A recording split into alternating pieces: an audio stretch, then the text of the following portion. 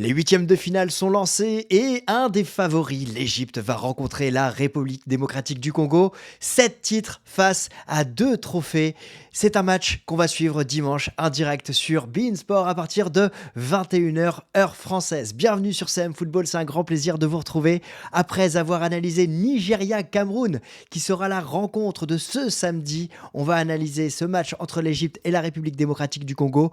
On a fait une vidéo générique sur ces premiers tours avec ce Sénégal est-il invincible? N'hésitez pas à aller suivre. On a fait un tour d'horizon des 19 sélections sur 24 avec évidemment les 16 qualifiés pour les huitièmes de finale. On a un programme chargé et on va suivre bien évidemment tout ça sur CM Football. C'est un grand plaisir de vous retrouver, donc n'hésitez pas à vous abonner, d'autant plus qu'on n'avait pas pu parler de l'Égypte avant la compétition. Ça me fait plaisir de parler de cette sélection dans cette vidéo. On va parler de la forme du moment, on va parler de ma composition, on va parler des joueurs que je vais observer particulièrement dans cette rencontre, évidemment mes clés et mon pronostic en fin de vidéo pour cette rencontre qui aura lieu donc à 20h heure locale. Guinée équatoriale et Guinée va ouvrir cette journée de dimanche pour ces huitièmes. Alors, vous pouvez suivre cette vidéo en direct et gratuitement sur Unibet TV avec un compte Unibet que vous avez crédité. Vous avez la possibilité de suivre cette rencontre gratuitement et Unibet vous rembourse jusqu'à 100 € sur votre premier pari s'il est raté. Je vous rappellerai toutes les conditions dans la partie pronostic en fin de vidéo. Si on regarde la forme du moment, eh bien, c'est assez amusant. On a deux équipes qui n'ont pas remporté un match, mais qui n'en ont pas perdu également. On a l'Égypte qui a fait 3 fois le même score, 3 fois 2-2. Et quel mental, parce qu'ils sont revenus à chaque fois, dans chaque rencontre, au score. À chaque fois. Alors, c'est un peu inégal, c'est un peu décevant si on connaît cette sélection égyptienne qui a perdu Mohamed Salah, mais on a l'impression, on va en reparler, que cette équipe s'est délivrée peut-être aussi de Mohamed Salah. Elle s'est qualifiée, mais on espérait plus pour l'Égypte dans ce premier tour. Après un premier tour, ça ne présage en rien de la suite. On se rappelle que l'Égypte avait perdu face au Nigeria lors de la dernière CAN et avait été jusqu'en finale. Alors cette Égypte, elle termine deuxième derrière le Cap-Vert. Surprenant. Cap-Vert, surprenant dans les résultats. On pouvait s'imaginer que le Cap-Vert ferait deuxième dans ce classement, dans cette CAN. Maintenant, cette Égypte, elle a un fort potentiel offensif avec un Mostafa Mohamed en feu, mais une défense poreuse et ça peut compter quand on arrive évidemment dans le tour final. Alors elle a perdu Mohamed Salah qui est le capitaine, qui est le guide de cette sélection sur le papier, sur le terrain. Mais c'est quand même surprenant de le voir partir, de le voir quitter ses coéquipiers, de retourner en Angleterre pour être au chevet des médecins, enfin que les médecins anglais soient à son chevet. Peut-être qu'il voulait faire un câlin à Jürgen Klopp qui vient de quitter la sélection, l'équipe de Liverpool. En tout cas, je suis surpris, déçu. Et c'est pas forcément l'image qu'on attend d'un leader, d'un capitaine, d'un guide, de le voir quitter sa sélection comme ceci. Vous me direz en commentaire quel est votre avis sur le départ de Mohamed Salah. En tout cas, comme je le disais, on a une équipe qui a de l'expérience, sa dernière CAN, alors que Thomas nous rejoint. Thomas, salut. Écoute, Thomas de Chronique Foot. ça va? Ça va et toi? T'arrêtes jamais de bosser toi, Eh non, Thomas, la 4e vidéo de la journée. On est en train de parler justement de C'est l'Égypte. quoi là? Égypte-Congo. Ouais, Égypte-Congo, et on est en train d'analyser cette équipe d'Égypte qui a de l'expérience dans cette Coupe d'Afrique des Nations. Ça brille jamais l'Égypte, mais c'est rudement efficace. Diablement efficace. Diablement efficace, ouais. Exactement. Clairement. On va voir. Ton prono, toi, avant de... Moi, je dirais l'Égypte par un but d'écart. Malheureusement pour mes amis congolais qui nous regardent, on le sait, très nombreux. Rester jusqu'au bout. Oui. Je n'ai pas le même pronostic. Voilà. Bon, allez, je te laisse bosser, moi. Bon, à tout à l'heure. Allez, ciao, ouais. Retrouvez-nous sur le vestiaire. Justement, sur le vestiaire, la seule chaîne YouTube 100% duo dédiée à l'actualité du football avec en quotidien. Aujourd'hui, on a parlé... Enfin, hier, pour la vidéo quand elle sortira samedi, on a parlé justement de Jürgen Klopp. Je vous mettrai le lien ici et également dans la description. N'hésitez pas à vous abonner sur le vestiaire.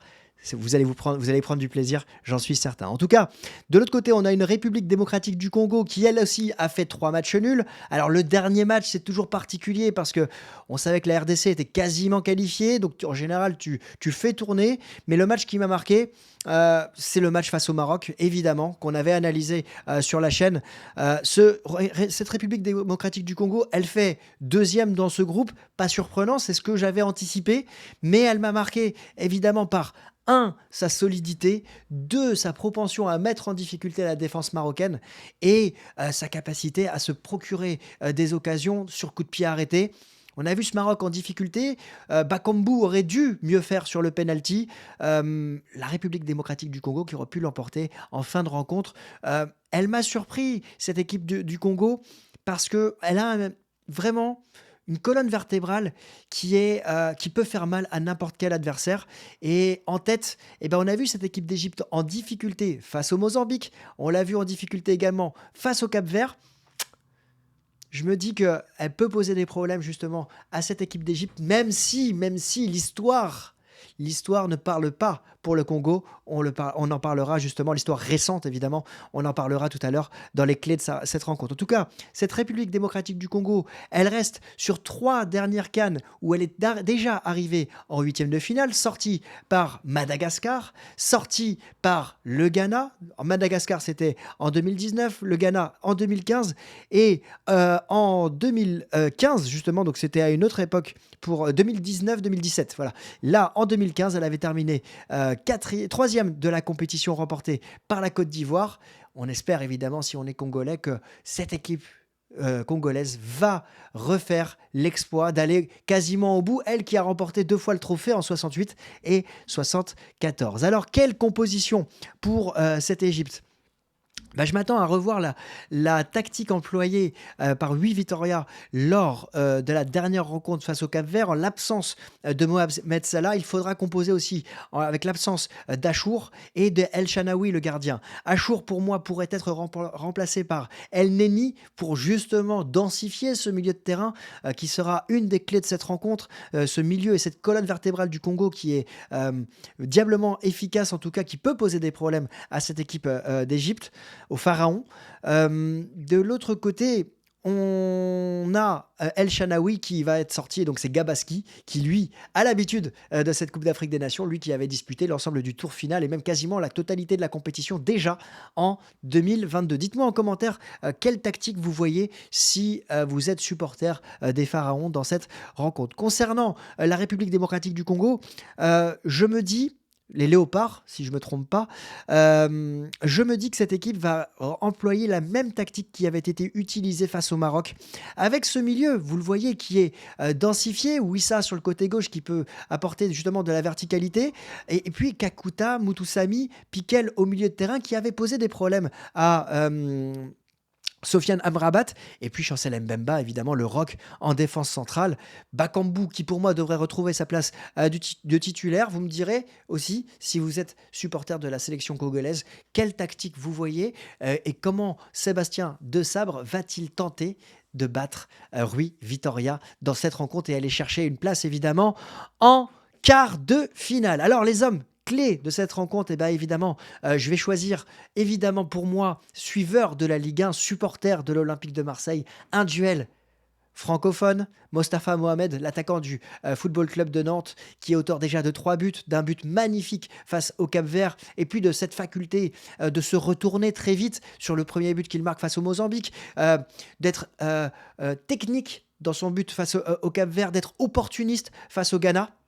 On a une équipe ici qui peut compter sur son attaquant qui brille dans cette Coupe d'Afrique des Nations. Il sera à surveiller comme le lait sur le feu. Et évidemment, celui qui sera à ses côtés, celui qui sera collé à ses basques, c'est Chancel Mbemba. Chancel Mbemba, le défenseur central de l'Olympique de Marseille, qui manque tant à l'Olympique de Marseille. On le verra ce soir face à l'AS Monaco. On espère évidemment que Chancel Mbemba ne manquera pas trop à cette rencontre à l'OM, mais Chancel Mbemba sera vraiment pour moi le joueur que j'attends pour contrecarrer les plans de Mostafa Mohamed. Il devra être attentif évidemment défensivement, mais ça pourrait être une clé aussi sur les coups de pied arrêtés, lui qui est diablement efficace offensivement de la tête avec l'OM et avec la République démocratique du Congo. Dites-moi, quels sont les joueurs que vous allez suivre particulièrement dans cette rencontre? En tout cas, on va passer aux clés. Et les clés, pour moi, elles passent évidemment par le discours de Sébastien Desabre qui va disputer ce huitième de finale. Il avait su trouver les mots pour contrecarrer les plans de Walid Regragui. Il méritait la victoire, il méritait mieux d'ailleurs que le résultat obtenu face au Maroc. Quelle va être son attitude, sa force à embarquer, à rassembler et à gérer aussi cette rencontre qui pourrait aller en prolongation. On a dit tout à l'heure, les deux équipes n'ont pas encore remporté la moindre rencontre, elles n'ont pas perdu non plus, donc ça peut faire un bon vieux match nul des familles. Les prolongations seront à gérer et cet effectif, il va falloir le gérer sur la durée dans un match qui sera disputé en soirée, donc dans un temps qui devrait être plus clément. Évidemment, de l'autre côté, on a Rui Vitoria, lui qui capitalisera sur l'expérience de son équipe dans ses phases finales, sur le palmarès aussi de cette Égypte, sur son socle qui a l'habitude justement de disputer le tour final, mais aussi sans Mohamed Salah. On sent les joueurs plus libérés. J'ai l'impression en tout cas qu'ils sont en faculté de pouvoir aller plus loin dans cette compétition. Maintenant, on le sait, c'est une nouvelle compétition qui commence. Et dans ces cas-là, il faut être présent pour, comment dire, être pragmatique, être efficace. Et là où l'Égypte a ouvert sa défense lors des précédentes rencontres, elle pourrait la verrouiller et ça pourrait être aussi une des clés de cette rencontre. Alors évidemment, dans cette rencontre, si ça va au tir au but, Gabaski sera un élément déterminant. On se rappelle que lors de la CAN, la dernière CAN, l'Égypte avait été 3 fois sur 4 au tir au but, 4 fois sur 4 en prolongation. Gabaski avait été décisif lors des 2 premiers tours, n'avait pas été décisif lors de la finale, mais on sait que c'est un très grand gardien. Et au tir au but, on le sait aussi, malheureusement, que trop en France, avec l'équipe de France notamment, ce n'est pas une loterie et Gabaski pourrait être un des éléments clés. Enfin, il y a l'expérience et l'histoire récente entre les deux équipes. Les 2 dernières fois qu'elles se sont rencontrées lors des Coupes d'Afrique des Nations, c'est l'Égypte qui l'avait emporté 2-0 en 2019 et enfin 4-1, c'était en 2006. Alors, dans ce contexte, quel sera mon pronostic ? Vous allez le voir, je peux vous créer une petite surprise ici. On va le voir avec mon partenaire Unibet qui vous rembourse jusqu'à 100 € sur votre premier pari s'il est raté. Ça se passe avec le lien qui est dans la description.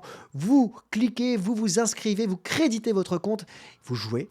Et si vous avez envie de jouer et que vous remportez la mise, vous repartez avec la cote qui est misée. Et si vous vous trompez, eh bien, vous repartez avec la somme que vous avez misée, remboursée en free bet et jusqu'à 100 €. Et comme je vous l'ai dit en introduction, eh bien, Unibet TV diffuse gratuitement la rencontre. Alors, si vous avez un compte positif, un compte crédité, eh bien, vous pourrez suivre la rencontre. Alors, n'oubliez pas que jouer comporte des risques et jouer est exclusivement réservé aux personnes majeures. Toujours important de le préciser. Alors, vous le voyez, les cotes, elles sont plutôt serrées. On pouvait s'imaginer que l'Égypte soit vraiment le favori de cette rencontre. C'est pas forcément le cas, il l'est, mais pas en opposition totale avec la République démocratique du Congo. On se parle d'une cote de 2,22 pour l'Égypte, le match nul à 2,88 et la République démocratique du Congo à 3,20.